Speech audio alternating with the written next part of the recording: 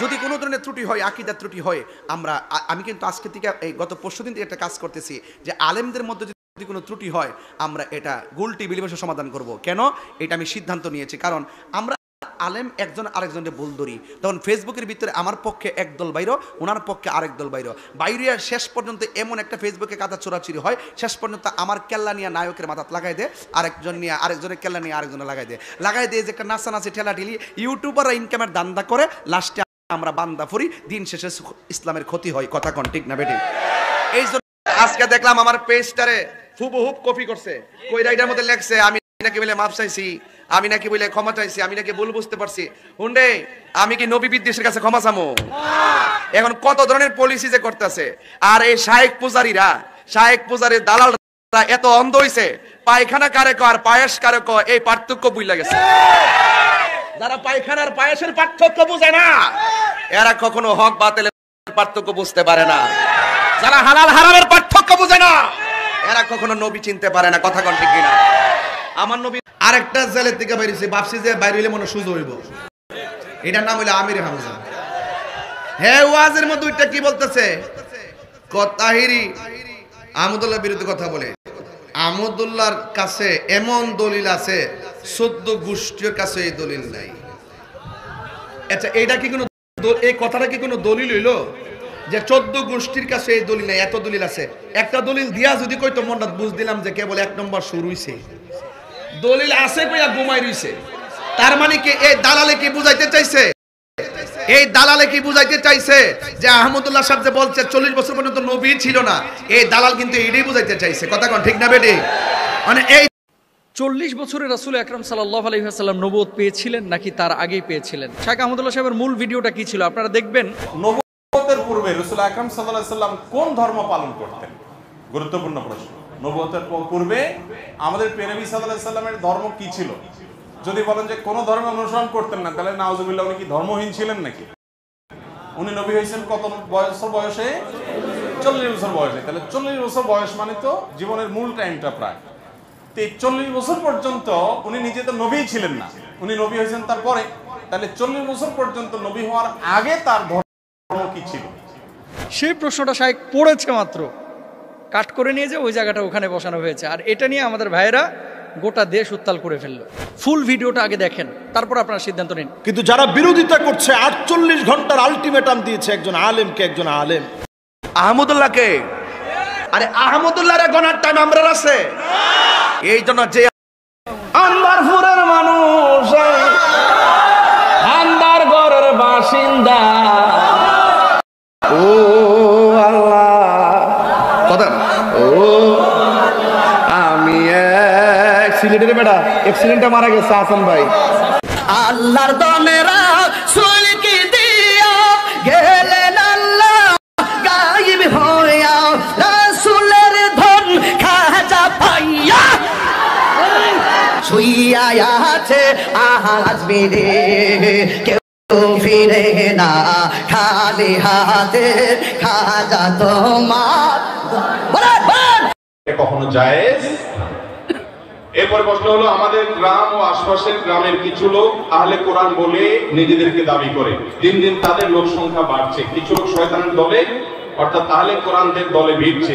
দয়া করে এদের আকীদা ঈমান সম্পর্কে আমাদের কিছু বলে উপকৃত হতাম। অনেক লম্বা আলোচনা, আমার হাতে সময় নাই, আমি খুব সংক্ষেপে বলছি। কিছু লোক এদেশে বের হয়েছে, এটা আজকে নতুন বের হয়নি, এটা অনেক আগে থেকে বের হয়েছে। আরো মজার কথা হলো, নবী করিম সাল্লাল্লাহু আলাইহি ওয়াসাল্লামের একটা হাদিস আছে, তিনি বলেছেন আমার দুনিয়া থেকে চলে যাওয়ার পরে একটা সময় আসবে, কিছু লোক আরামের কেদারের মধ্যে হেলান দিয়ে বসে বসে বলবে যে আমরা আল্লাহর কিতাবে কোরআনে যা পাইছি সেটা আমল করব, এর বাইরে বাকি অন্যকে কি বলছে এগুলো আমার দেখা দরকার নেই। হাদিসকে তারা অস্বীকার করবে। এই হাদিস অস্বীকারীদের ফিতনা আজকে সারা পৃথিবীতে ছড়িয়ে গেছে। আমাদের দেশে প্রচুর পরিমাণ মানুষ আছে, তারা হাদিস স্বীকার করে না, তারা হাদিস অস্বীকার করে। ভালো করে শুনে রাখবেন, যারা হাদিস অস্বীকার করে এই মানুষগুলো কখনো প্রকৃত অর্থে মুসলমান হতে পারে। কোরআনে আল্লাহ তাআলা তার রাসূলকে বলেছেন, ইয়া আইয়ুহান রাসূল বাল্লিগ মা উনজিলা ইলাইক, হে রাসূল আপনার কাছে যা নাযিল হয়েছে আপনি এটা তাবলীগ করেন, প্রচার করেন।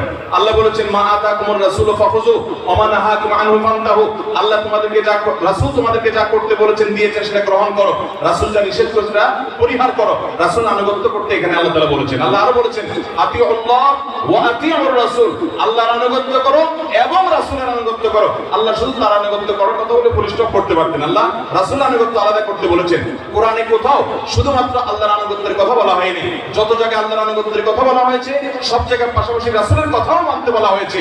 অতএব শুধুমাত্র কোরআন অনুসরণ করবেন, হাদিস মানবেন না, এটা স্বয়ং কোরআনকেই লঙ্ঘন করার শামিল। কোরআনে কারীমে আল্লাহ তাআলা বলেছেন যে হে রাসূল, রাসূল আকরাম সাল্লাল্লাহু আলাইহি ওয়াসাল্লামকে আল্লাহ বলেছেন যে আপনার প্রতি কোরআন নাযিল হয়েছে কেন? লিতুবাইয়িনা লিন-নাসি মা নুযিলা ইলাইহিম, যেন আপনার কাছে যে কোরআন নাযিল হয়েছে এটার ব্যাখ্যা যেন মানুষকে আপনি বুঝিয়ে দিতে পারেন।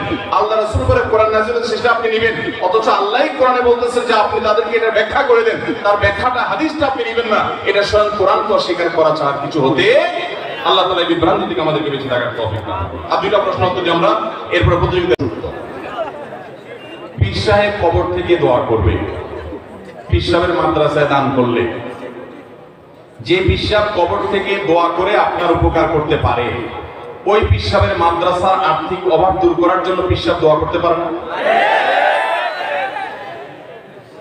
পীর সাহেবের দোয়ার প্রতি আপনার যদি এত আস্থা হয়, মরার পরে ওনার তাকে দোয়া করার ক্ষমতা আছে, অথচ আমরা জানি নবী আলাইহিস সালাম বলেছেন ইদা মাতাল ইনসান ইনকাতা আনহু আমালুহু ইল্লা আন সালাসা, মানুষ যখন মারা যায় তার সমস্ত আমলের দুয়ার বন্ধ হয়ে যায়, কিচ্ছু সে করতে পারে না, শুধু তিনটা খোলা থাকে।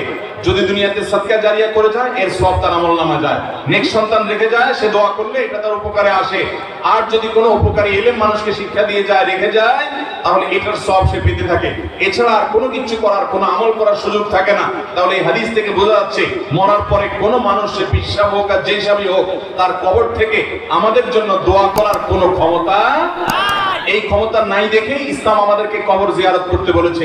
আপনি কবরের পাশে গিয়ে দোয়া করেন আসসালামু আলাইকুম ওয়া সালামুন আলাইকুম দারা কওমিল মুমিনিন, হে কবরবাসী ঈমানদার আপনাদের প্রতি আল্লাহর শান্তি বর্ষিত হোক।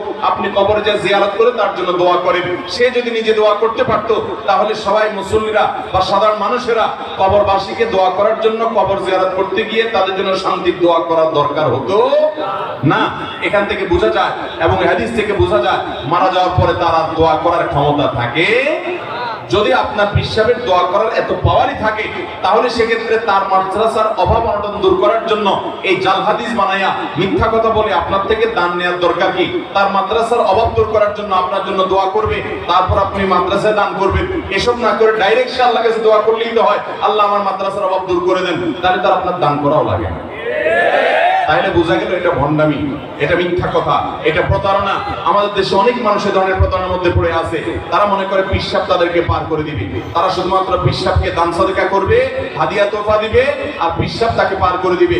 দুনিয়াতে বিশেষ করে আমাদের দেশে, আমাদের সমাজে 2 নম্বর পথ ছাড়া কিচ্ছু হয় না। বেশিরভাগ কাজগুলাই 2 নম্বর পথে হয়, সামনের পথে কিচ্ছু নাই, পিছনের দুয়ারে সব আছে। ট্রেনের টিকিট কাটতে গেলে বিশেষ করে ঈদের সময় দেখা যায় কালোবাজারে সব টিকিট নিয়ে গেছে, পিছনের দুয়ারে গেলে টিকিট পাওয়া যায়, মূল কাউন্টারে গেলে টিকিট নেই। ঠিক না ঠিক?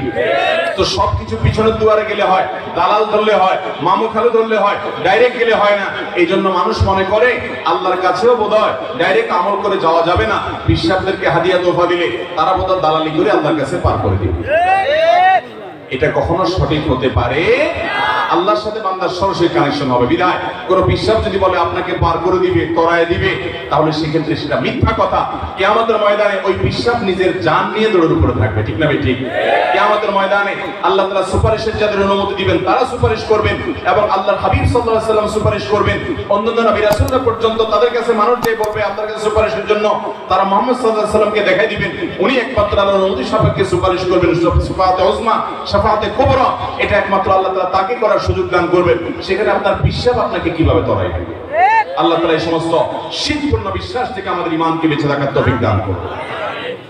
এরপরে প্রশ্ন হলো, বিবাহের দাওয়াতের অনুষ্ঠানে উপহার নেওয়া দেওয়ার যে কালচার আছে এটা বন্ধ করার উপায় কি? ভাইরা আমার, বিয়ের অনুষ্ঠান, আকিকার অনুষ্ঠান, এই জাতীয় অনুষ্ঠানগুলোতে আমাদের দেশের সংস্কৃতি হলো দাওয়াত খেতে আসলে কিছু হাদিয়া উপহার নিয়ে আসা লাগে। আছে না নাই? আপনাদের এলাকা আছে? আচ্ছা, দাওয়াত দেওয়ার মানে হলো ভাই আমার ছেলের বিয়ে বা নিজের বিয়ে কিংবা আমার ছেলের আকিকা, এই উপলক্ষে আপনাকে আমি দাওয়াত দিয়েছি, আপনি এসে খেয়ে যাবেন। কিন্তু আমাদের সমাজে এই দাওয়াতের পেছনে নেপথ্যে উপহার দেয়া নেওয়ার একটা কালচার আছে।